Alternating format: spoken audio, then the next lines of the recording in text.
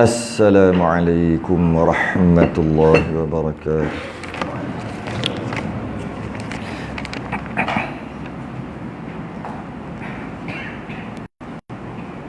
Innal hamdalillah nahmaduhu wa nasta'inuhu wa nastahdihi wa nastaghfiruh. Wa na'udzu billahi min shururi anfusina wa min sayyiati a'malina. Man yahdihillahu fala mudilla lahu wa man yudlil fala hadiya lahu. Asyhadu an la ilaha illallah wahdahu la syarika lah. Asyhadu anna sayyidana Muhammadan abduhu wa rasuluh. Allahumma salli wa sallim wa barik ala sayyidina Muhammadin al-Fatihi lima ughliqa al-khatimi lima sabaqa nasiril haqqi bil haqq wal hadi ila siratikal mustaqim sallallahu alaihi wa ala alihi wa ashabihi haqqa qadrihi wa miqdarihi azim. Allahumma nawwir bil kitabi basari wa atliq bihi lisani wa shrah bihi sadri wa sta'mil bihi jasadi bi hawlik wa quwwatika fa innahu la hawla wa la quwwata illa bik. Subhanaka la ilma lana illa ma 'allamtana innaka antal alimul hakim. Wala haula wala quwwata illa billahil aliyyil azim. Amma ba'du. Alhamdulillah, kita rafa'kan kesyukuran dapat kita malam ni sambung lagi pengajian kitab Munyatul Musalli, muka surat 34 Rumi, Jawi muka surat 12. Muka surat 12 tu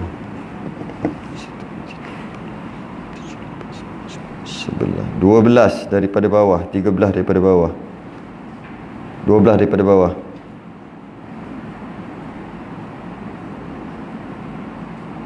Sebelah daripada bawah. Lebih kurang situ lah.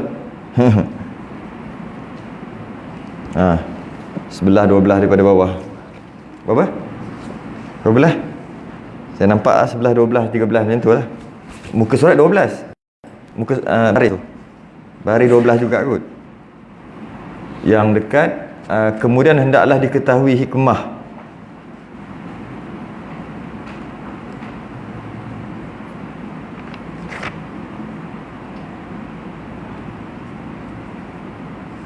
Tu mana?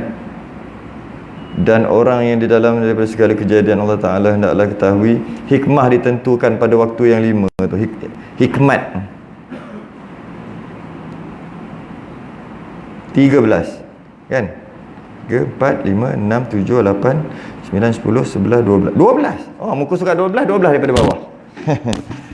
Yang Rumi 34. Yang Rumi 34.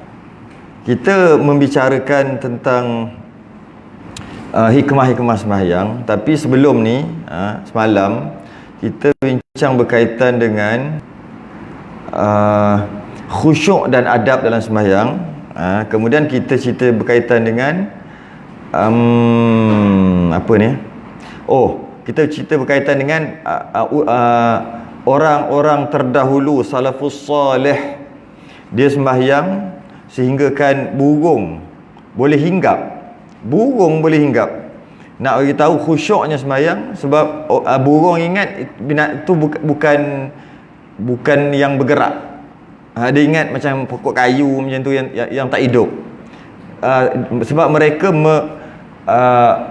lamanya berdiri, lamanya sujud dan tak bergerak-gerak.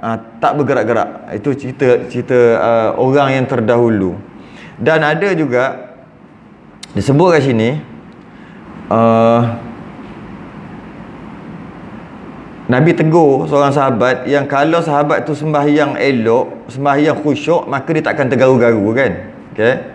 Kemudian cerita berkaitan dengan sahabat yang dia terleka kerana ada burung lalu dalam kebun dia terleka kejap. Lepas tu dia infak fi sabilillah kebun dia tu. Kan? Kemudian cerita dengan apa lagi? cerita pasal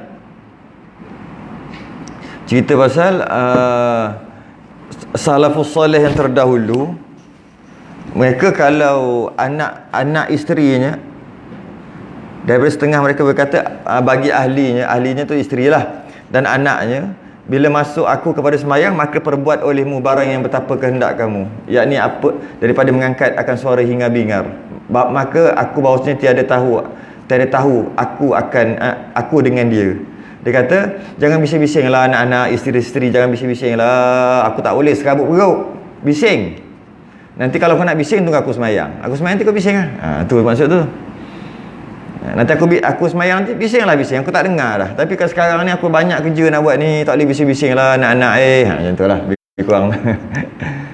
Kemudian cerita berkaitan dengan dan setengah ulama' pula kata pahala kita tu macam 40 soft malaikat. 40 soft yang mana setiap satu soft tu ada 70,000, bermakna 2.8 juta. Itu besarnya sembahyang. Itu kita cerita berkaitan dengan orang salafus salih terdahulu. Ada ke orang Melayu macam tu? Ada ke macam tu? Maksud tok guru kita dulu lah. Itu semua cerita orang terdahulu dan orang Arab lah kita kata. Ada kat Nusantara ni cerita pasal kehebatan macam ni? Ada beberapa cerita. Ada satu cerita tu, dia wali lah. Pagi Jumaat, ketika dia membaca wa yusqawna fiha ka'san kana mizajuha zanjabila, surah insan kan? Bukan, surah betul lah kan? Baca pagi Jumaat kan? Tak biasa baca? Oh, tak biasa baca. Hal ata 'alal insan kan? Wa yasqawna fiha ka'san kana mizajuha zanjabila. Dia diam kejap. Kemudian lama pada tu baru dia sambung ainam fiha tusamma salsabila. Kalau anak murid dia tanya lepas pada sembahyang tu, kenapa diam? Ni cerita-cerita wali ya. Kenapa diam? Kejap apa, lama jugalah. Dia jawab, masa dia baca wa yasqawna fiha ka'san kana mizajuha zanjabila tu, dia terasa, pertama dia faham maknanya itu dalam syurga nanti mereka diberi minum segelas minuman campuran air itu nama air zanjabila. Zanjabila apa? Halia. Tapi halia syurga lah. Jadi bila dia baca tu, dia pun terasa minuman syurga tu. Tu kehebatan orang-orang Nusantara lah pula. Sebab sebelum ni saya cerita berkaitan orang lepas dalam kitab kita kan. Kita cerita pula ada orang Nusantara pun hebat. Betul? Ainam fiha tusamma salsabila, yang datang daripada mata air syurga yang dinama salsabil. Salsabila tu satu mata air tu. Tapi kita juga lagu salsabila. Bukan? Nama apa? Nama orang. Wah, ada nama salsabila. Rasa macam ada bunyi macam ada radio lagu tu. Ya kata. Terakhir. Lepas tu ada kedai yang dia tulis kedai makan kan, salsabila. Tu lah. Salsabila. Di satu mata air. Dan ada diceritakan seorang tok guru yang tu tak lama sangat. Dekat Wakaf Baru. Dia ajar ilmu-ilmu hakikat lah. Ilmu kitab Ikam, Durun Nafis, ajar kitab-kitab hebat.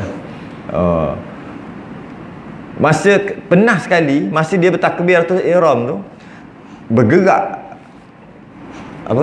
rumah dia bergerak. Masa tak Allahu Akbar, dia bukan bergerak. Apa ayat tu guru lupa dah. Bergunyuk. Ikut rasanya lah, lupa dah. Bukan bergerak. Bergunyuk ni macam kalau kita bawa kereta, kita bawa motor, lepas tu kita break, dia kan nyuk. Tu. Apa nama dia? Bergunyuk. Macam tu. Maksudnya Allahu Akbar. Nyuk. Ya betul. Kalau macam gempa bumi itu bergegar, bukan? Dia bergerunyuk. Betul ke tak tahu? Bergerunyuk macam. Uyuk. Kita duduk dalam tu. Ni cerita orang kan ni. Ada seorang tok guru. Tu baru je. Baru cerita baru-barulah. Baru tu maksudnya 50 tahun kot. Barulah tu. Ada juga yang takbir pecah cermin. Ada. Takbir Allahu Akbar pecah cermin. Tak berhenti, dia buat datang cermin, takbir sekali lagi, pecah lagi sekali lagi. Itu yang kehebatan lah. Kehebatan dia panggil karamah. Tu yang sekarang yang sempat saya teringat cerita tu. Kita tak masuk cerita tu. Cuma dan kita bahas berkaitan dengan semayang tu daripada soft malaikat. Yang pertama, yang kedua, malaikat yang ada kat langit kan. Langit, malaikat berdiri qiyam, rukuk dan sebagainya. Sujud. Kemudian Nabi bagi salam, jadi sujud 2 kali. Kemudian langit yang ketujuh kata ya salam, ya salam, ya salam, ya salam. Langit ketujuh, langit keenam, langit kelima tasbih, zikir, subhanallah, subhanallah. Takbir keenam, takbir keenam, langit keenam takbir, Allahu akbar, Allahu akbar. Semua perbuatan malaikat tu semua ada dalam sembahyang kita. Maka kita akan dapat pahala semua malaikat tadi tu. Barang siapa dapat pahala. Barang siapa berdiri di dalam sembahyang serta membesarkan dia, maksudnya buat sembahyang sungguh-sungguh dengan ditunaikan segala rukun dan rukuk dan sujud, syarat luaran ni yang zahir ni semua diselesaikan, dan dalam juga batin dia selesaikan juga, maka pahalanya malaikat 7 petala langit dan barang dalamnya. Yang tadi itulah malaikat yang duduk sembahyang tu, besar pahala sembahyang. Masuk kita pada pembicaraan malam ni, hikmah pula. Qala al-mu'allif rahimahullahu taala, penentuan waktu ataupun rakaat sembahyang tu daripada mana asal usul. Mungkin kita hanya bincang dua je kot hari ni. 2 saja. Kemudian hendaklah diketahui hikmah ditentukan pada waktu yang 5 ini. Pada bilangan-bilangannya. Kena tahu pula hikmah. Dah tahu dah 4 rakaat, 3 rakaat, 2 rakaat dah tahu. Tapi nak tahulah lebih sikit, iaitu hikmah dia. Kenapa 3 rakaat? Kenapa 4 rakaat? Tak nak tahu ke? Takkan nak semayang aja. Memang semayang aja memadai. Tapi lagi kita faham, lagi khusyuk lah semayang kita tu. Dari 5 waktu ni dan bilangan-bilangannya, berapa rakaat. Dan telah dikata setengah hukama ditentukan sembahyang itu menyembahyangkan suatu daripada nabi daripada anbiyaullah pada waktunya. Maknanya kat sini, soft kita macam soft malaikat, bacaan kita macam bacaan malaikat tu. Yang soft kita macam soft malaikat yang 70,000, yang ada 40 soft tu, 2.8 juta malaikat tu. Bacaan kita tak macam ni. Soft kita sama macam soft malaikat. Yang mana malaikat banyak tu, yang kata satu soft ada 70,000 tu, keseluruhan 2.8 juta tu, soft kita sama. Dan pergerakan sembahyang kita sama dengan malaikat yang berada di 7 langit. 7 langit tu. Nabi ketika Mi'raj tu. Ni Isra', ni Mi'raj. Mi'raj tu naik tangga. Isra' tu naik buraq. Jadi bila Mi'raj tu kan Nabi jumpa Nabi dan Rasul yang lain, dan Nabi juga melihat malaikat di setiap langit. Langit pertama nampak malaikat. Malaikat tu dia ada, itulah pergerakan ataupun sembahyang. Ada yang berdiri, ada yang rukuk, ada yang i'tidal, ada yang sujud, ada yang duduk kan. Pergerakan tu semua tu, kedudukan sembahyang tu ambil malaikat yang dekat langit. Tadi soft sama dengan malaikat tu. Yang ini pula malaikat juga, tapi malaikat yang di langit. Dari segi bacaan pula lagi tinggi. 5, 6, 7. Dari segi bacaan 5, 6, 7. 5 tasbih, 6 takbir, 7 salam. Itu yang rukun qauli kita. Hebat dah. Lepas tu pula ni pula, berapa rakaat-rakaat ambil daripada para nabi-nabi dan rasul. Tu sembahyang kita. Sebab tu kita ni sangat untung jadi umat Nabi SAW. Sebab sembahyang kita ni gabungan daripada malaikat dan gabungan daripada ibadah nabi-nabi terdahulu. Kita tengok. Maka pertama-tama orang yang sembahyang subuh, orang pertama sembahyang subuh siapa? Iaitu Nabi Adam alaihissalam. Tatkala keluar daripada syurga dan melihat ia akan zulmah. Rumi ada kurungan tak? Zulmah. Zulumat. Dia panggil zulumat. Kalau Jawi zulmah. Boleh lah. Melihat ia akan zulumah. Zulumat. Oh, ta marbutah tu dia hidup kan. Siapa yang ada jawi lah. Za lam mim ta marbutah. Maknanya ta marbutah tu bila mati bunyi ha lah. Zulmah. Dia zulmat. Zulumat. Oh, tambah lagi tu. Boleh lah tu. Macam tu lah. Bila jadi rumi jadi gitu lah. Zulumat. Kalau zulumat, zat lam mim alif ta panjang. Ta tu. Betul, zulumat. Kegelapan yang banyak. Tapi zulmat, atau mungkin kita kata zulmat, satu gelap, tengah gelap. Dia tak ada banyak. Ini zulumat macam apa? Hayat tu banyak. Hayat tu satu. Tak apalah. Benda kecil je. Sebab dia pun dah tukar rumi. Melihat ia akan zulmat, tapi tak bagi tahu apa dia zulmat. Zulumat ni gelap. Tapi untuk terjemahkan kepada Nabi Adam ni, boleh kita kata gelap, serabut, boleh kot. Macam tu, gelap serabut lah kan. Tak tahu kan serabut, gelap kan jadi serabut. Faham tak? Kita gelap tak nampak apa, dia jadi macam nak ke depan tak boleh, jadi serabut. Boleh zulumat dalam kegelisahan, boleh jugalah. Tapi zulmah yang asal gelap tu, kegelapan tu zulmah yang asal. Jadi nak disebut kat sini cantik, iaitu Nabi Adam keluar daripada syurga dan melihat ia akan kegelapan. Dan takut ia akan sebagai takut yang sangat. Kat sini saya nak bahas panjang sikit lah. Sebab semalam kita baca terlalu panjang sampai habis satu helai, satu muka. Ni kita nak bahas panjang sikit je. Iaitu disebut cantik kat sini, iaitu Nabi Adam tak kala keluar daripada syurga. Tapi ada surat khabar ke, majalah ke, mungkin buku cerita, mungkin bercerita, sesiapa bercerita. Dia kata tak kala keluarnya, tak kala Nabi Adam dihalau daripada syurga. Dia guna ayat tu. Dalam kitab kita guna ayat keluar. Okey lah, keluar. Tapi kadang-kadang ada orang dia guna perkataan yang tidak ada adab, tidak beradab, iaitu dihalau. Kalau Nabi kena halau ni layak ke? Patut ke Nabi kena halau? Tu satu lagi, perkataan tu tak layak lah untuk Nabi, tak halau. Kalau kita kata Nabi lari pun tak layak, Nabi pelarian lagi tak layak. Lagi tak layak. Ini kata Nabi kena halau pula daripada syurga, tak layak lah. Perkataan tu, cari perkataan lain. Sebab kalau kita tengok surah Wadduha yang saya baca pernah sebut baru ni, di sini juga, wa wajadaka dhallan fahada. Kami melihatmu wahai Muhammad dhal, sesat, fahada, kami bagi hidayah. Boleh tak guna perkataan sesat? Tak layaklah untuk Nabi. Nabi kita ni sesat, dia kata. Tapi Allah bagi hidayah. Sebelum Allah bagi hidayah, sesat dulu. Tak kena lah ayat tu. Tak ada adab lah. Sama juga macam-macam ayat-ayat yang lain, perkataan yang lain. Dalam kitab kita okey boleh keluar. Tapi ada juga yang tulis dihalau, maksudnya dengan ceritanya kalau kita tengok tu macam hina lah, macam hina. Macam ianya buruk.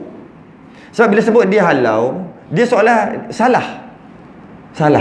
Dah buat salah. Cuma Nabi Adam salah ke? Maksud salah tu buat dosa ke? Kan maksum. Nabi dan Rasul maksum, terpelihara daripada dosa. Sekarang Nabi Adam tu berdosa ke tak? Dia buat salah ke tak? Itu sedikit, saya tak nak bahas panjang bab tu. Sebab kita bukan bab itu. Cuma kalau kita tengok diceritakan dalam surah Al-Baqarah, Nabi Adam dengan Siti Hawa, dengan isterinya Hawa, asal daripada syurga. Asalnya daripada syurga. Wa qulna ya adamuskun anta wa zawjukal jannah. Hai Adam, diamilah syurga ni bersama isterimu. Maknanya Nabi Adam berasal daripada syurga. Kita keturunan syurga. Wa kula minha ragadan haitsu syi'tum. Dan kau makanlah, kau nak ambil apa pun dalam syurga ni. Nak pergi mana pergilah, ambillah nikmat-nikmat dalam syurga. Wala taqrabah hadhihi syajarah, jangan kamu hampir satu pokok tu. Fatakuna minaz zalimin, kamu akan jadi orang zalimin, orang zalim kalau kamu dekat pokok tu juga. Jadi baca sekali nampak macam Nabi Adam tu dia turun tu sebab dia makan di dekat pokok tu lah kan. Dia lawan perintah Allah. Nabi lawan perintah Allah ke? Nabi tak lawan perintah Allah. Saya nak cerita kat sini perkataan yang beradab. Apabila perkataan tu tidak beradab, kita kena tukar kepada perkataan yang beradab. Jadi dan kita juga ada akidah iaitu Nabi dan Rasul tak buat dosa, ataupun bahasa lain terpelihara daripada dosa. Tak mungkin berdosa. Bahasa lain, tak mungkin langgar perintah Allah. Tak mungkin. Mustahil langgar perintah Allah. Sekarang ni ayat ni seolah-olah macam langgar. Itu yang satu istilah panggil takwil tu. Takwil. Makna sebenar tu bukan makna tu yang nak tu. Walaupun bunyi macam salah, tapi maksud dia bukan tu. Sebab apa? Sebab kalau kita tengok ayat tadi, maknanya Nabi Adam dia makan buah khuldi tadi, maka dia diturunkan ke dunia dengan wajah hina, dengan cara hina, malah ditelanjangkan pula. Lepas makan tu telanjang. Dan bila telanjang, apa maksud dia? Biasa dengar kan, Nabi Adam bila makan dia telanjang, dia akan jadi telanjang, terlucut pakaiannya kan. Maknanya apa? Maknanya Nabi Adam pakai baju. Perasan tak?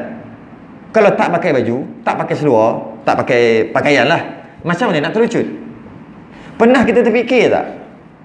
Maknanya Nabi Adam ni biasa pakai baju. Dekat syurga.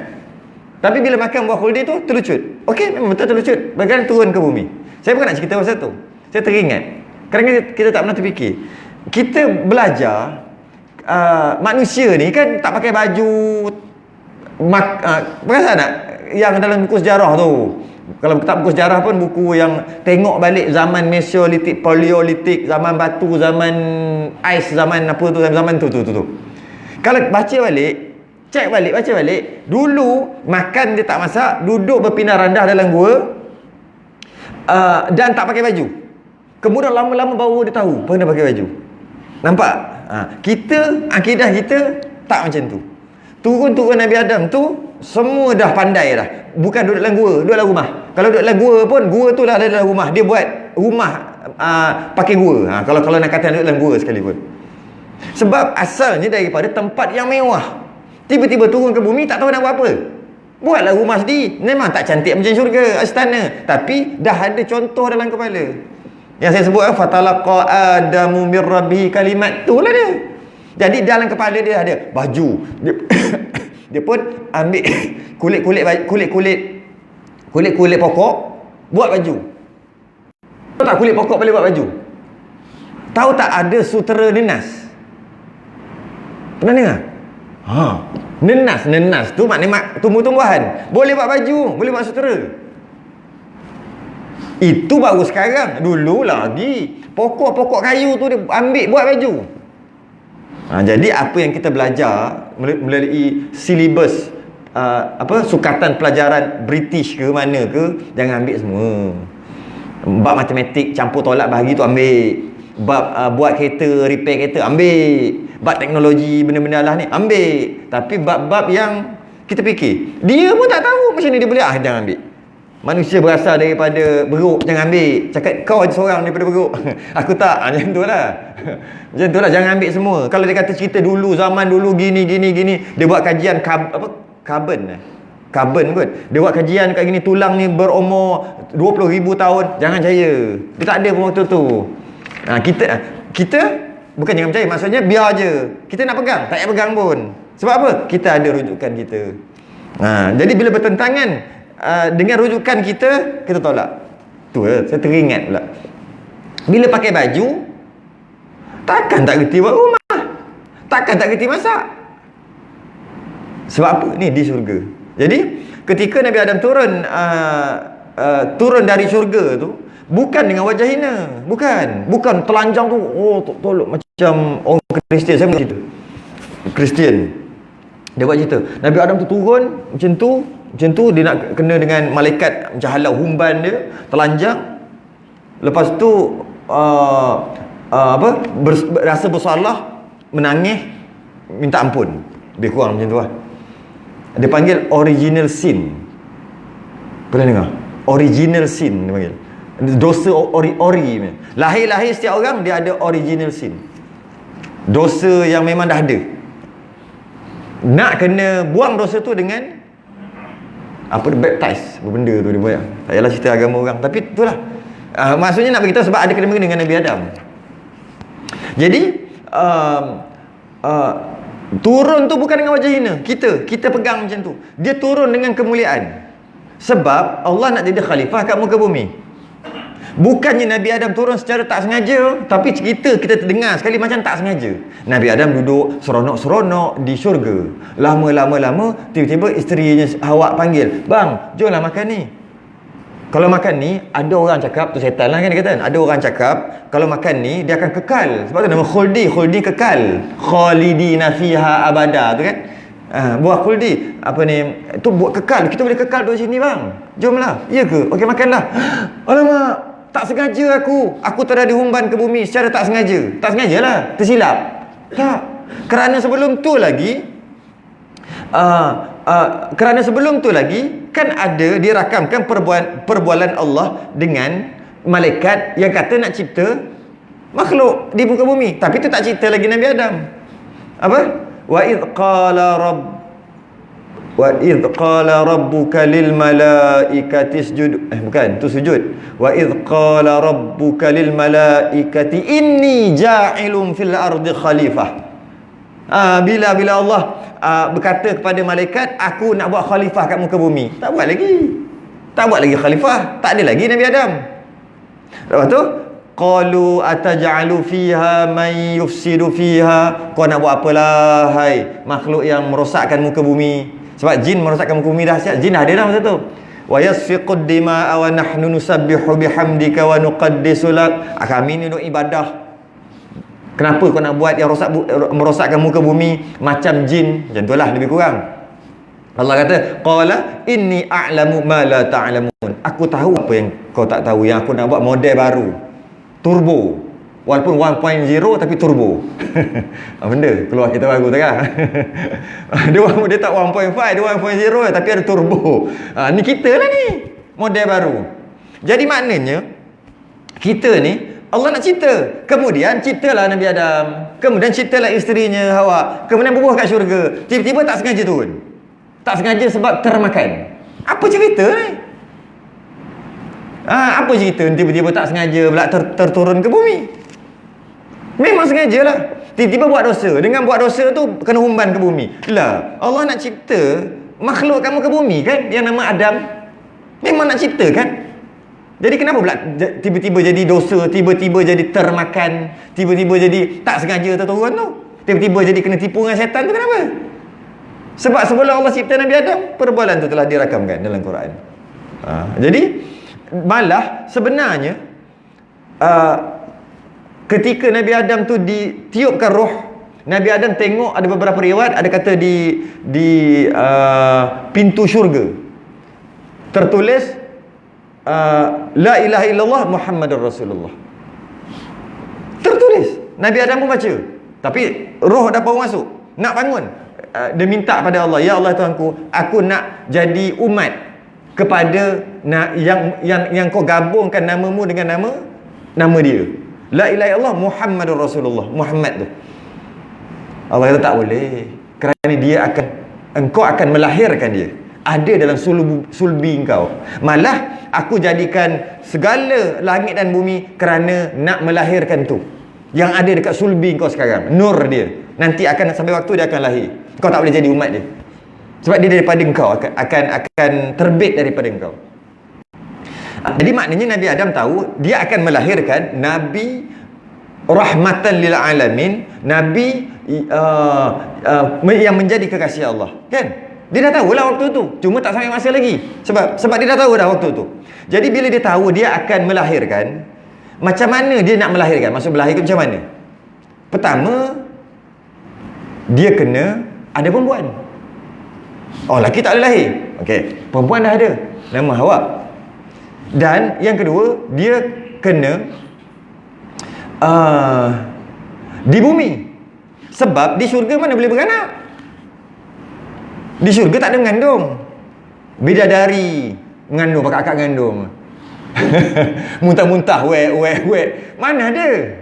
Tak ada. Tak ada. Jadi macam tu, macam mana nak mengandung?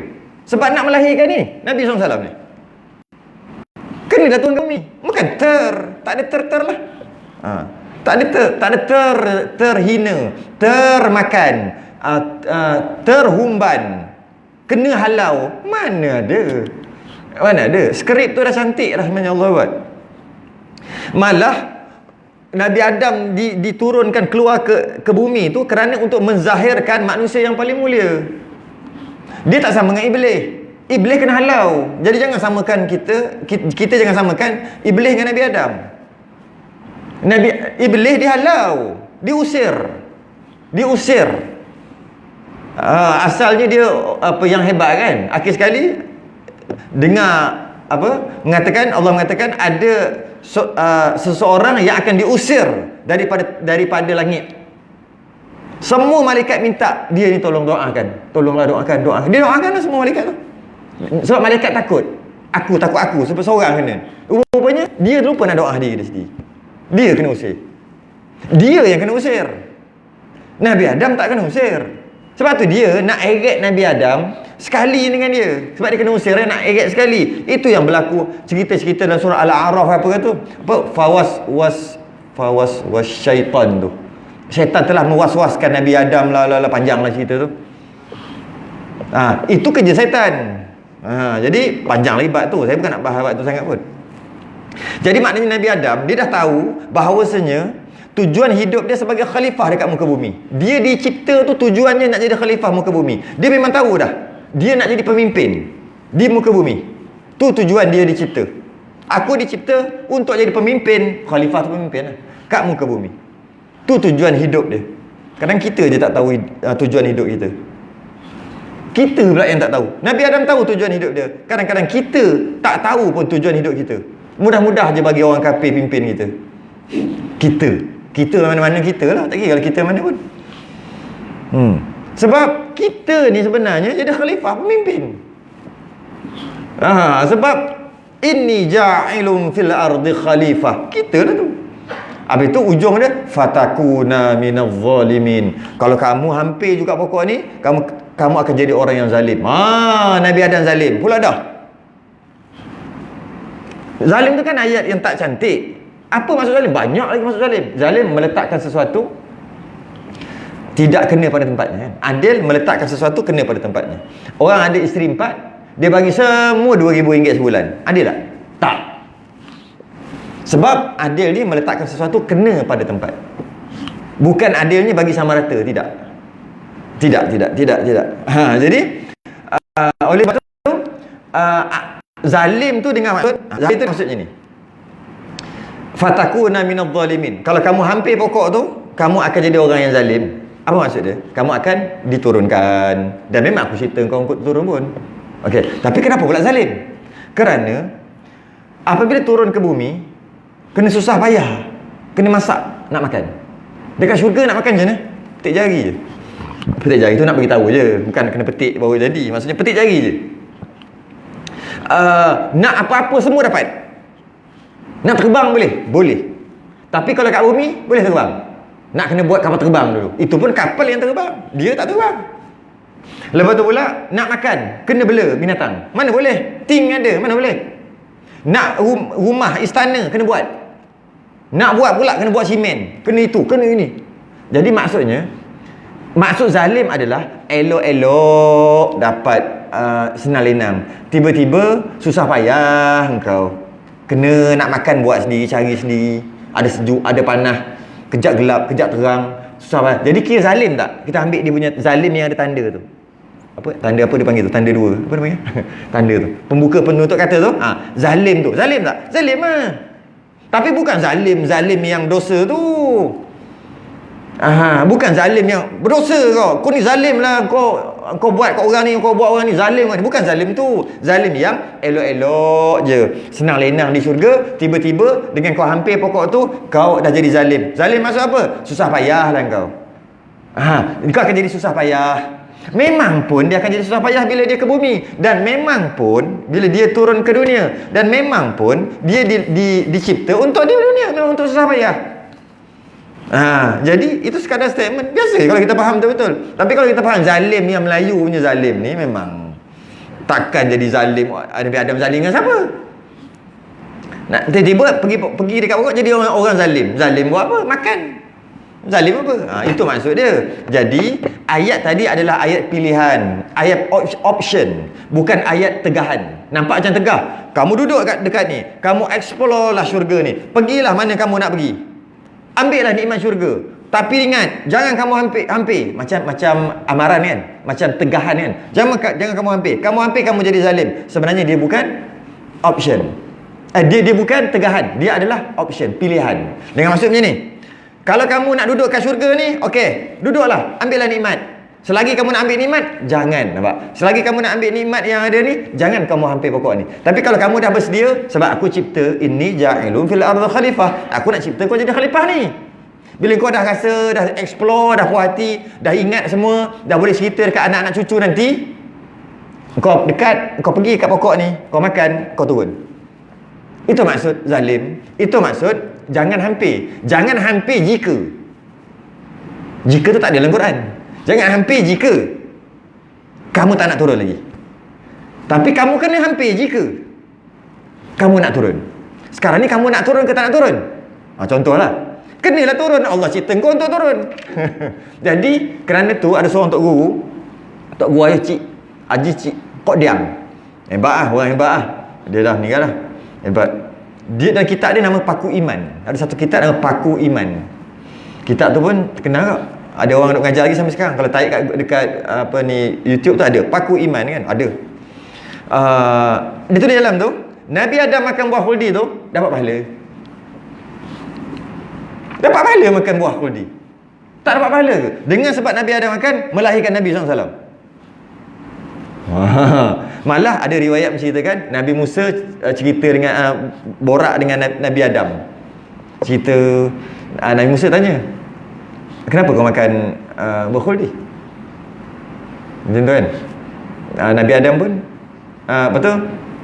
Nabi Adam pun bisik. Macam tu. Bisik dekat Nabi Musa. Nabi kata, kalau aku makan lagi banyak.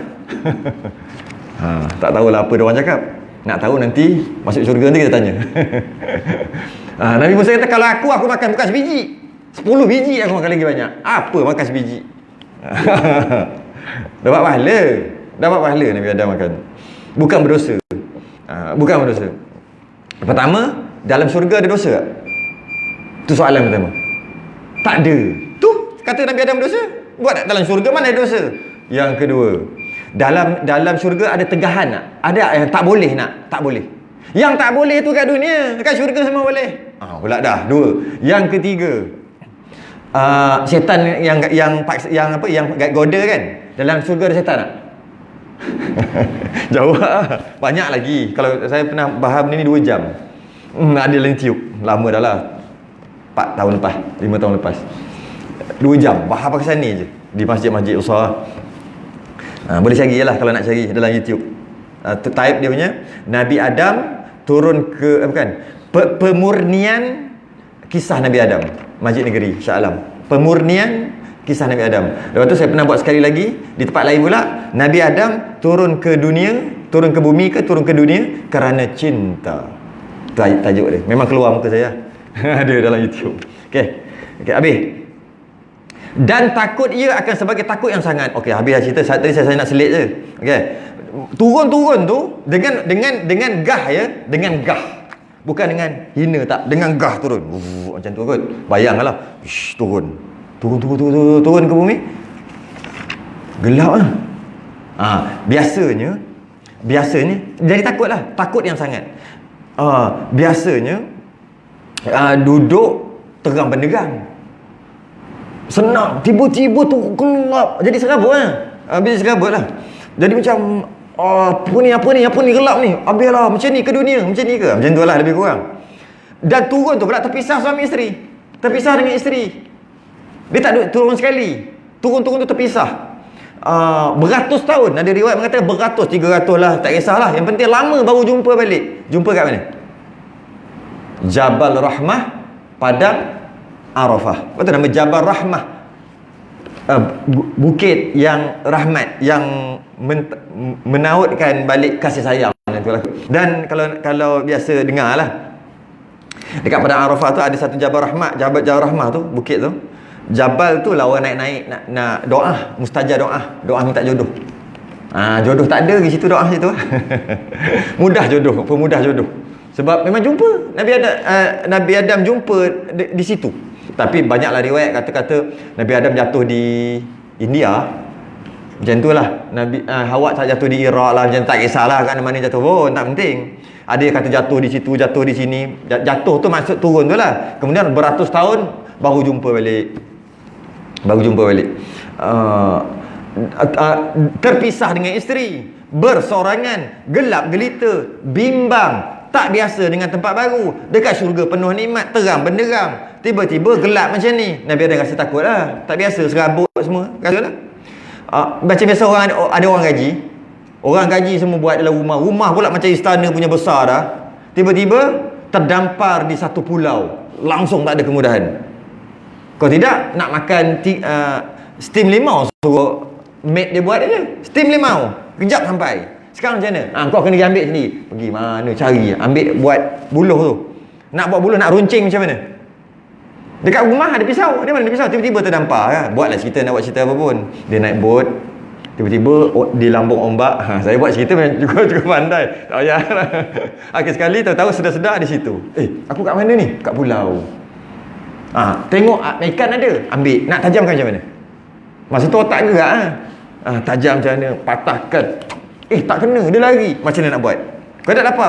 Dia jadi sekabut lah, sekabut. Dan tak kala subuh, dan tak gelap ni, dan tak kala subuh, dan pecah tu. Pecah kalau yang Rumi cakap apa? Pecah juga. Pecah tu apa? Terbit. Pecah fajar. Maksudnya keluar fajar. Maksudnya matahari nak keluar tu kan, keluar fajar yang subuh tu lah. Sembahyang ia 2 rakaat. Dah gelap lama ni, tiba-tiba nampak apa benda tu? Nampak cahaya kan, macam matahari nak keluar, dia ada cahaya dulu, nampak cahaya, namanya fajar. Yang pertama, maksud rakaat yang pertama, syukur ia bagi kelepasan daripada kelam. Lega dia, nasib baiklah, ingatkan dunia memang gelap macam ni. Jam macam manalah, nasib baiklah, lega. Dah tak kelam, dah tak gelap, lega. Rakaat yang kedua, syukur kerana siang cerah. Rakaat pertama, syukur kerana hilang kelam, hilang gelap. Yang kedua, rakaat kedua, syukur kerana lepas hilang gelap tu jadi cerah. Jadi cerah. Okey. Habis. Habis macam tu je cerita dia. Habis cerita. Macam itulah. Maksudnya sekadar macam tu lah. Jadi maksudnya itulah sembahyang subuh. Sembahyang kesyukuran Nabi Adam kerana keluar daripada syurga, kemudian rasa serabut, rasa takut sebab tak biasa. Tak lama lepas tu tengok-tengok ada matahari terbit lah, kita kata, dia rasa bersyukur. Jadi dia sembahyang 2 rakaat, 1 rakaat kerana hilang gelap yang serabut tadi, dan digantikan dengan terang benderang siang lah digantikan. Jadi dia bersyukur 2 rakaat. Dan pertama-tama orang yang sembahyang Zuhur itu Nabi Ibrahim yang sembahyang Zuhur. Orang yang pertama. Tak kala menyuruh Allah dengan menyembelih akan anaknya Nabi Ismail. Allah suruh sembelih Nabi Ismail. Nabi Ibrahim mimpi menyembelih anak dia. Soalannya, Nabi Ibrahim mimpi je pun. Wahyu datang kepada Nabi dan Rasul banyak bentuk. Antaranya sebalik tabir, antaranya bunyi suara, antaranya Jibril bawa datang, antaranya mimpi. Mimpi Nabi itu wahyu. Nabi tak mimpi bukan-bukan, tak ada. Dia mimpi je mesti wahyu Nabi. Jadi maksudnya Nabi Ibrahim bermimpi. Jadi kalau sebut mimpi, orang kata apa, mimpi pun nak ikut juga. Kita tukar. Nabi Ibrahim terima wahyu. Lepas tu kata, terima wahyu macam mana? Terima wahyu ada 5 cara. Salah satunya mimpi. Baru cantik tak nampak? Sebab kadang-kadang ayat tu penting. Sebab ada geng-geng ni lah, geng-geng G40 apa? Geng yang teruk yang kata tu, saya tak boleh saya sebut tu, berani sikit. Diorang marah saya siap viral, diorang pernah viral saya 2-3 kali kat. Sebab duduk ni. Diorang tu dia kata apa benda apa sembelih anak. Nabi Ibrahim takkan sembelih anak. Gila apa sembelih anak? Mimpi sembelih anak. Antara sebab geng-geng tu kata macam tu, liberal lah, bawa liberal kata macam tu. Sebab kadang-kadang bahasa kita juga, kita katakan Nabi Ibrahim mimpi sembelih anak berkali-kali, maka dia sembelih anak dia. Nampak kan? Sepatutnya Nabi Ibrahim terima wahyu. Kau nak tahu macam mana? Pergi ngaji. Kalau dah ngaji, taklah rambut karat. Itulah cerita dia. Kalau dah mengaji nanti, tak adalah rambut karat tu. Janganlah cakap mimpi. Sebab wahyu tu dia turun dengan banyak cara. Tapi bila sebut mimpi, orang kita tak apa, kita beriman. Sami'na wa ata'na. Dia orang tak cari salah. Jadi sebenarnya Nabi Ibrahim mimpi. Tapi kita kata Nabi Ibrahim terima wahyu dengan cara mimpi. Sembelih anak. Lepas tu Setan kacau. Ibrahim, betul ke daripada Allah? Tu mimpi mainan kot. Mimpi kau gini ke? Nabi Ibrahim. Lepas tu kau nak sembelih anak kau sendiri ke? Setan datang cakap. Nabi tahu. Nabi Ibrahim tahu. Ambil batu baling. Lari. Mencecek-cecek lagi setan. Tak wati. Biasa dia cari apa? Bila tak boleh orang lelaki, dia cari siapa? Bini. Kau tahu tak? Laki kau dah hilang akal. Ya, Ibrahim hilang akal lah. Dia kata kat Siti Hajar, nak sembelih anak, kau dah lah punya susah nak dapat anak. Kan dah susah nak dapat anak bukan susah lah maksudnya. Nak dapat anak tu, dapat anak senang. Sebab dia sekejap je. Yang dah susah nak dapat anak ni Siti Sarah. Yang nak dapat Nabi Ishaq tu, Nabi Ismail senang. Cuma susah tu maksud kena pergi duduk di satu tempat, nama Bakkah, kemudian melahirkan anak tu haus, pergi berlari-lari mencari air kan. Berlari-lari, anak tu duk tunjal Nabi Ismail tu. Kemudian keluar air, nama air Zam-Zam kan. Kemudian dia pergi 7 kali jadi Safa Marwah. 7 kali berlari-lari anak. Kemudian tengok-tengok ada air, korang sikit jadi air bagi anak minum. Kan susah kan? Kan cerita susah. Tiba-tiba laki kau nak sembelih. Baik kau buat lagi, jangan bagi. Itu adalah wahyu, perintah daripada Allah lah. Kau ni mesti setan. Ambil batu, baling juga. 2 kali kena baling.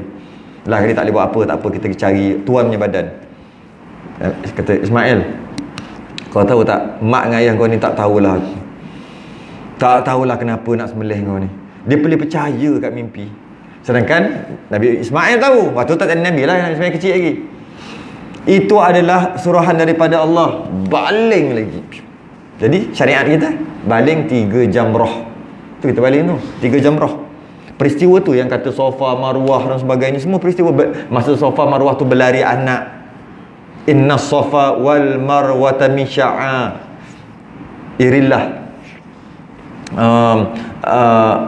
Baling tu jadi jadi 3 jamrah tu yang orang baling.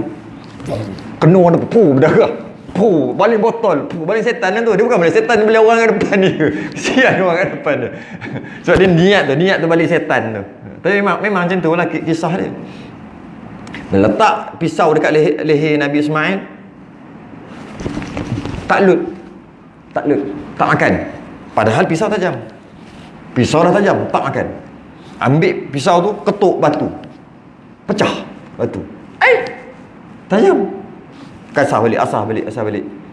Nabi Ismail kata, tutuplah mata ayah. Tantah ayah tengok, rasa sedih. Jadi itu yang nampak macam kuat, sebenarnya main letak macam tu je. Macam tu lah kot. Tutup mata lah ayah. Nabi Ismail kata, tutup mata lah. Tutup mata. Tak jadi juga. Banyak riwayat. Antara yang kata buka mata jadi kibas. Antara kata bukan macam tu. Dalam kitab kita bukan. Tapi bukanlah, dia tak cakap secara ni lah. Ini buktinya bukan pisau yang memotong. Maksud tauhid sikit. Bukan pisau yang memotong. Makhluk tak bagi bekas. Bukan pisau yang memotong, Allah yang memotong. Adatnya pisau memotong. Tu adat. Tapi tak mustahil pisau tak memotong. Pisau tajam ni. Bukan pisau tumpuk, pisau tajam. Jadi apa yang berlaku, kenyang, kita makan kenyang, Allah bagi kenyang. Makan tu tak beri bekas pun. Adatnya dengan makan, Allah bagi kenyang. Tu adat, dia panggil hukum adat dengan hukum akal. Kena ngaji tauhid tu. Jadi pisau yang tajam tu tak memotong adalah mustahil. Pisau tajam mustahil apa? Mustahil akal ke mustahil adat? Tak. Awak tengok kan, dulu saya dekat ni, dekat Cokit. Saya suka pergi Cokit dulu. Sebab balik daripada pondok, balik ke rumah daripada pondok, nak kena naik bas tu nombor 24, bas mini nombor 24, nak pergi ke Ampang daripada Hentian Putra. Itulah waktu tu Johan lah apalah, naik situ kadang-kadang bas 24 tak ada kat situ, dia kena jalan lalu kot Cokit. Lalu kot Cokit tu jalan Raja Laut ke apa macam tu, Cokit lah senang cerita. Dekat Cokit tu lalu dia ikut Cokit lah. Kadang-kadang naik pagi sampai petang, pergi ramai orang. Ada satu, dia jual ubat. Zaman sekarang dah tak ada dah. Dia potong pakai parang, tak jadi ubat ni. Pokok beli ubat, cuba ubat tak berani, tapi dia nak jual ubat lain, ubat gatal lah, ubat apalah, ubat selio, ubat urat ni kan. Dia jual ubat tu, tapi dia tunjuk potong. Dia potong tangan dia. Dia selak betih je. Dihiri. Tak berdarah. Okey, itu apa tu mengarut tu. Tu mengarut. Biar cerita tu, ingat cerita lama. Okey, Nabi Ibrahim. Okey, akhir sekali ni sambunglah. Kemudian disuruh pula dengan menyembelih akan penebusan. Ni kata kita kata penebusan. Bila dah takluk, maka dengan patuhnya mereka melaksanakan perintah Allah, maka Allah kata tebuslah dengan kibas. Maknanya tak boleh potong sampai ke sudah. Dan kitab kita. Tapi ada kitab lain disebut bila celak mata jadi kibas. Tapi masa tu makan, kereng Allah makan dah ni. Kali ni makan dah. Setelah beberapa kali kan, tarik. Lain. Macam tu lah. Itu satu riwayat. Riwayat yang kedua macam ni, iaitu memang takluk sampai ke sudah. Sampai ke sudah, maka disuruh pula dengan menyembelih penebusan. Macam dia panggil apa? Penebusan. Macam tak boleh macam ni, kena bayar apa? Bayar niat. Maksudnya kena ni lah. Okey. Kena buat penebusan, iaitu menyembelih kibas. Okey. Dan adalah seru itu, seru apa? Seru kata sembelih kibas. Tak payahlah sembelih anak dah, sembelih kibas. Macam tu, seruan tu ataupun wahyu lah, seru tu boleh kata wahyu. Pada ketika gelincir matahari. Gelincir matahari ni zawal. Kita nak mengaji dulu 2 tahun lepas. Siapa ingat? Masa sebulan sekali dululah. Bukan sebulan 20 kali, masa sebulan sekali dulu. Ingat tak? Memang tak ingat pun. Tak apalah, saya cerita balik. Matahari tu bila naik namanya fajar, menyingsing kan. Bila naik je nampak di kaki langit namanya syuruk, nampak dah sikit matahari punya cakra atau bulatan matahari tu. Sebelum syuruk tu naik cahaya je namanya fajar. Naik matahari tu naik sampai atas kepala betul-betul. Kalau kita tengok bayang-bayang tak ada. Kita tak ada bayang-bayang. Sebab matahari betul-betul atas kepala.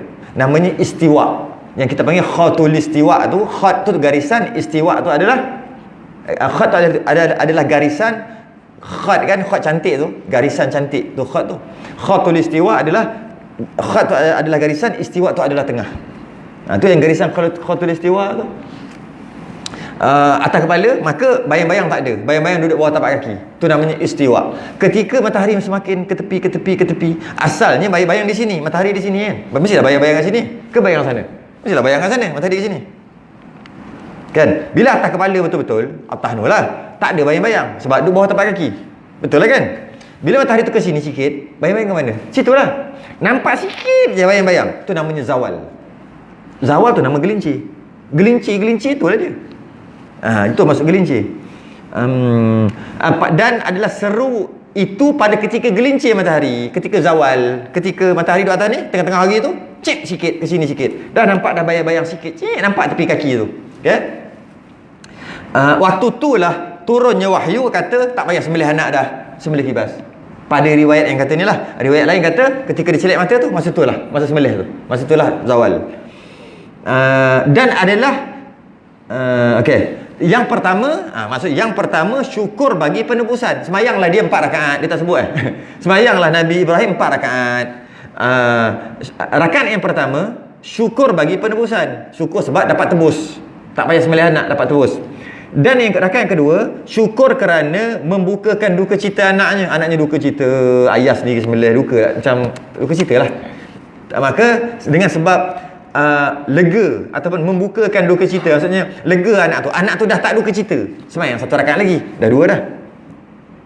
Dan yang ketiga, bagi menuntut keredaan Allah. Ini saja, semayang kerana nak redha Allah. Sebab aku nak redha Allah, aku sembelih anak ni. Sekarang aku nak redha Allah juga dengan semayang lagi satu, yang ketiga. Sebab Zuhur kan 4 rakaat. Yang keempat, kerana keadaannya sebab diberi penebus yang amat besar. Tu apa? Kalau Rumi tu dia apa?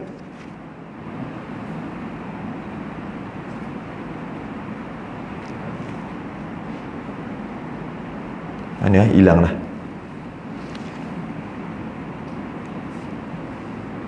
Membukakan duka cita anak. Yang ketiga, menuntut kerana Allah. Dan yang keempat, kerana keadaannya sebab diberi penebus yang amat besar. Apa penebus yang besar?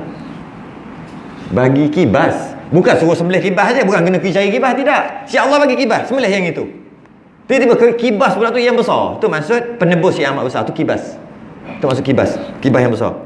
Itu rakaat yang keempat. Sebab lepas rakaat yang ketiga, tiba-tiba Allah kata sembelih kibas kan. Mungkin dia fikir nak cari kibas lah. Tiba-tiba Allah bagi kibas. Besar pula tu. Syukur sekali lagi. Rakaat keempat. Okay. Seperti firman Allah Ta'ala. Wa fadainahu bizibhin azim. Fadaina. Fidyah tu lah. Itulah kita panggil fidyah. Fidyah kan bayar fidyah kan. Tak puasa bayar fidyah. Apa tu? Ganti. Wa fadaina. Tebus. Kami tebus akan dia dengan sembelih kibas yang amat besar. Bizibhin azim. Kibas yang amat besar, iaitu kibas yang dibawa turun daripada syurga, iaitu kibas Habil. Habil punya. Boleh lah cerita lagi 5 minit? Boleh lah. Hari ini tak ada kelas malam. Okey, cerita last yang terakhir. Cerita pasal kenapa pula Habil punya.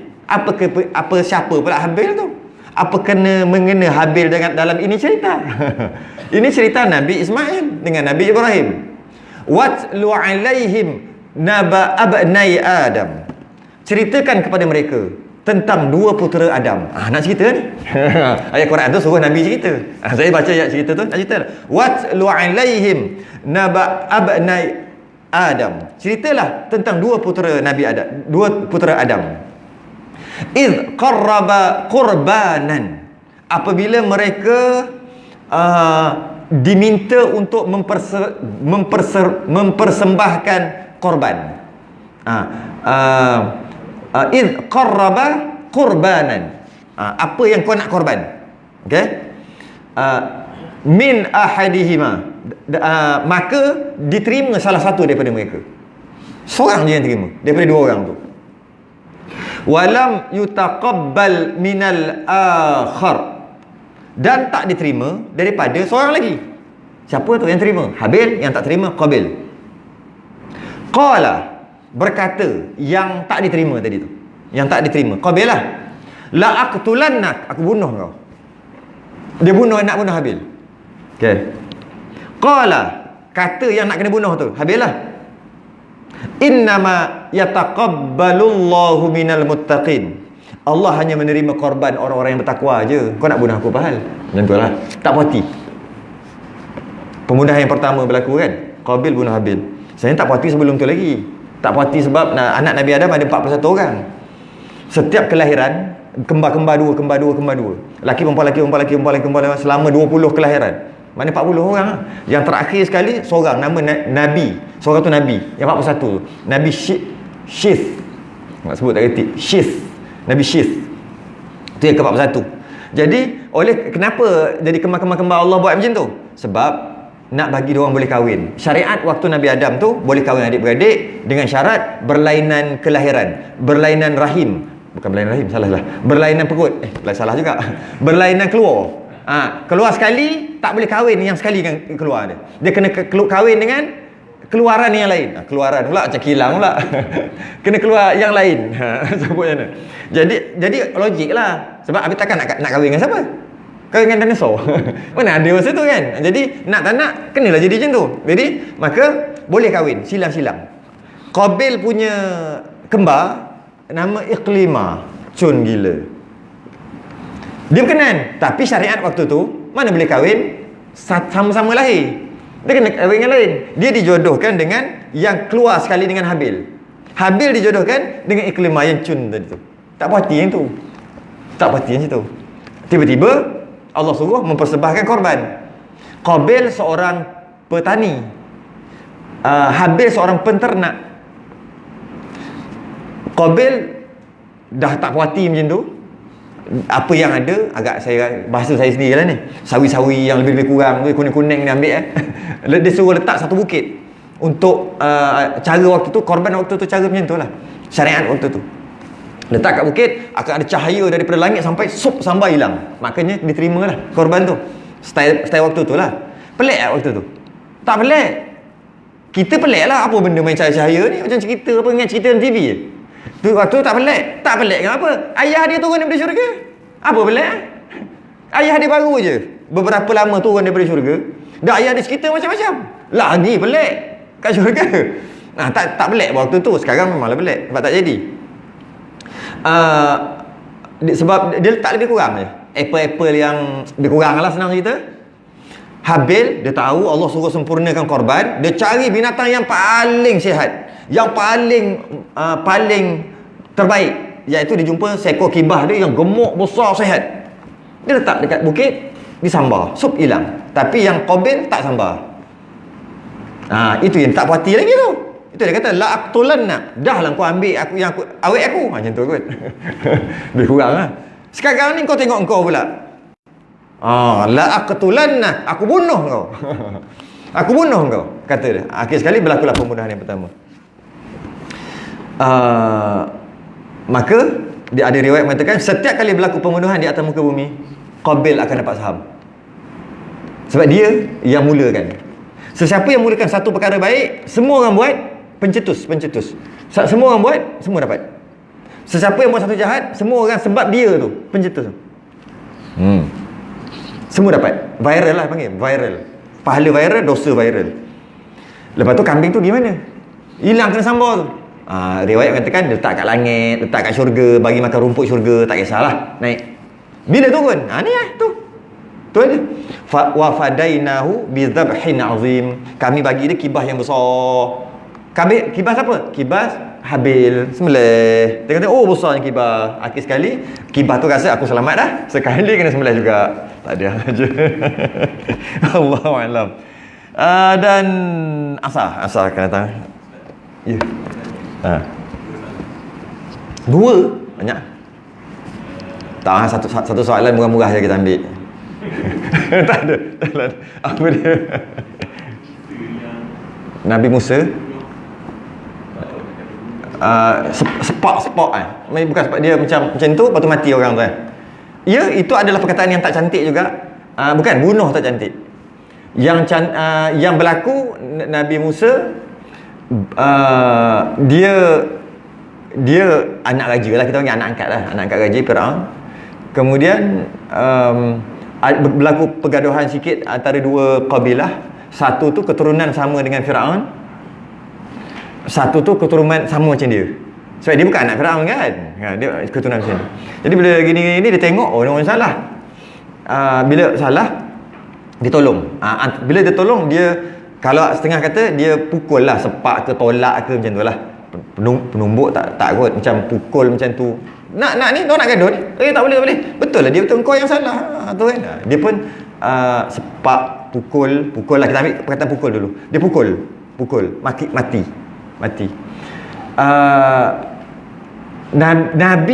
Nabi dan Rasul, kekuatan dia 70 kali manusia biasa.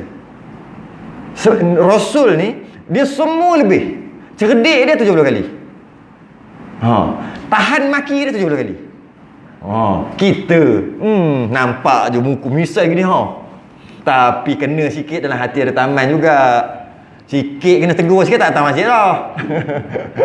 Baru dalam musyarat orang tak nak idea dia. Orang dalam musyarat orang tak nak idea dia, tak datang dah. Sebab apa? Tapi Nabi kena boleh buat tu, kena itu, kena ini, kena pembohong. Mana ada orang macam ni? Relax. Kan? Tahan maki. Dan kekuatannya 70 kali ganda juga. Agak-agak kalau 70 kali ganda dia buat macam ni. Pop, agak mati tak? 70 kali ganda. Kita punya tak mati, patah rasa. Rasa tak, bukan patah, rasa mati. Dia stelek tu. Agak-agak tercabut kepala rasa. Kan? Jadi kuatnya Nabi Musa ni, ketika ni dia macam tolak, macam pukul tu, dia bukan nak bunuh.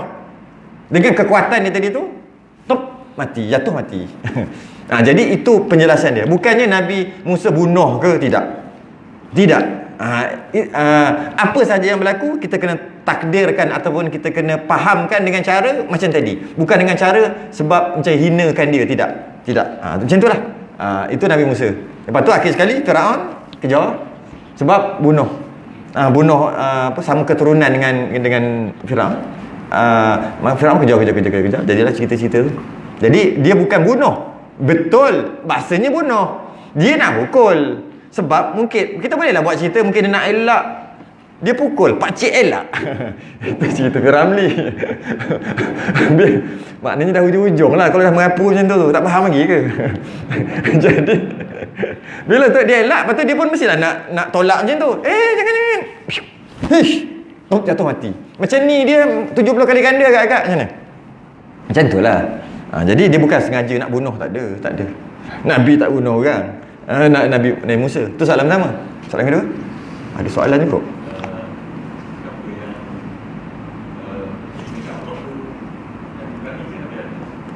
Ada dua riwayat. Riwayat pertama kata Nabi Adam, riwayat kedua kata Nabi Ibrahim. Sebab Nabi Ibrahim riwayat dia kuat. Cuma Nabi Ibrahim dia punya ayat dia tu membangunkan Kaabah. Maka ulama kaji ayat tu membangunkan Kaabah. Kaji, bukan membina. Cuba cari balik ayat tu, membangunkan Kaabah, bukan membina. Dia ada khalaqa ja'ala, dia beza. Kan? Khalaqas samawati wal ard, Allah mencipta, Allah khalaqa. Atau adakah ja'ala? Ada juga Allah ja'ala. Ja'ala dan khalaqa bahasa Melayu sama, buat, cipta. Bahasa Melayu, bahasa Arab lain. Khalaqa daripada tak ada kepada ada. Ja'ala yang dah ada, apa dia panggil? Assemble. Dan yang dah ada, dia ada kan. Tapi ja'ala daripada tak ada, ting ada. Tu ja'ala. Tu khalaqa. Ja'ala daripada yang dah ada dah, cuma dia buat balik. Tu beza. Padahal Melayu dua-dua jadikan. Allah jadikan langit dan bumi, Allah jadikan. Tapi khalaqas samawati wal ard, Allah jadikan langit dan bumi. Dengan maksud daripada tak ada kepada ada. Tapi ada juga Allah cipta sesuatu menggunakan istilah ja'ala, iaitu buat juga, cipta juga, cuma daripada barang yang dah ada. Okay.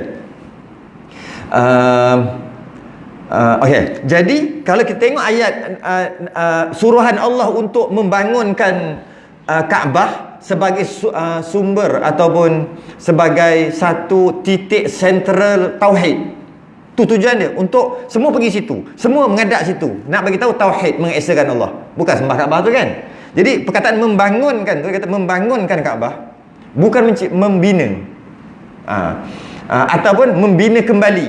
Dia ada perkataan-perkataan macam tu. Maka ulama mengatakan dengan riwayat yang lain, Nabi Adam yang ini ada dua lah. Yang satu ni kata tidak, memang Nabi Ibrahim yang buat. Biasalah ayat-ayat macam tu guna. Kata guna membangunkan tu, mencipta lah tu. Dia mudah je ambil. Periwayat kedua kata Nabi Adam, yang mana dia hancur ketika banjir Nabi Nuh. Adam, Idris, Nuh tu kan, banjir besar, maka pecah. Asalnya Nabi Adam yang buat. Dua riwayat Nabi Adam buat. Bila pecah, dah tak bangun dah, sehinggalah disuruh bangunkan balik oleh Nabi Ismail dan Nabi Ibrahim. Sehingga kan masa dia bangun tu, ada tapak kaki dia tinggal kat situ kan. Akhir sekali dinamakan Maqam Ibrahim, bukan makam kubur. So ada lagi kubur Nabi Ibrahim kat mana? Mekah. Kita lagi benih. Apa benda ni? Makam. Qama tu berdiri. Maqam isim makan dia panggil, mim tambah depan. Jadi maqam, jadi maksudnya tempat berdiri. Qama tu kan berdiri. Qiyam. Sama lah tu. Jadi maqam, tempat berdiri. Nabi Ibrahim berdiri di situ membangunkan Kaabah. Tepi tu sebab tu namanya Maqam Ibrahim, makam Nabi Ibrahim. Jadi ada dua riwayat lah, mana-mana boleh sebenarnya. Lagipun benda tu menambah keiman agak-agak. Tak menambah keiman, mengurangkan iman tak? Tak mengurangkan iman. Jadi jalan aje lah. Tak cerita je lah. Jadi benda-benda yang tak menambahkan iman dan tak mengurangkan iman, kita lalu aje, relax. Relax. Kalau kita duduk sibuk benda tu, kita akan kena penyakit. Penyakit suka benda tu. Kita akan cari. Tahu tak sebenarnya? Sebenarnya aja. Dia seorang aje benar. Tahu tak? Dia suka cari hikmah tu. Tu hikmah bagus. Tapi dia akan terpedaya dengan syaitan untuk cerita masa tu. Itu aja itu. Tahu tak? Mana asal usul baju Melayu? Dia suka cerita macam tu lah. Yang mulia. Sedangkan dia tidak meningkatkan iman dan tidak menurunkan iman pun. Cuma kena ada untuk kita tahu. Cuma sekadar lalu je. Saya dah cerita kat sini kan. Kenapa orang tua cakap bila cicak bunyi cet, betul cakap cicak. Dah cerita kat sini kan? Ya, ke Ponteng.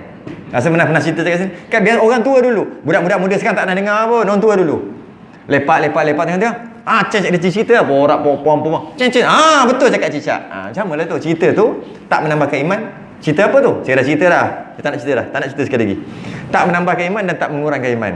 Cerita tu. Kenapa kata betul cakap cicak tu? Dah.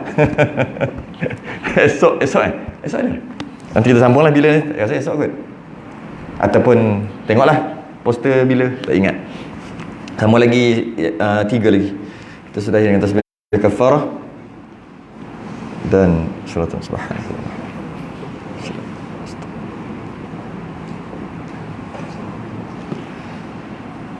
Assalamualaikum warahmatullahi wabarakatuh.